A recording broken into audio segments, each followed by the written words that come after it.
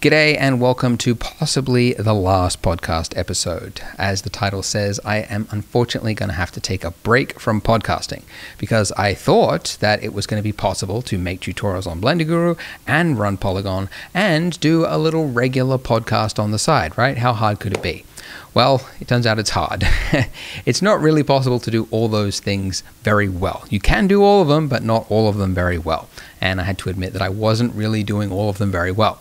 And if I wanted to give the most amount of value to the most amount of people, I had to be honest with myself and say, yeah, it's probably be to make tutorials on Blender Guru, not more podcasts. So I don't know for how long this break will be, but as I said, it's possible it might not return. But if it does, my career goals favor podcasting again, then this is for sure where I will be posting it.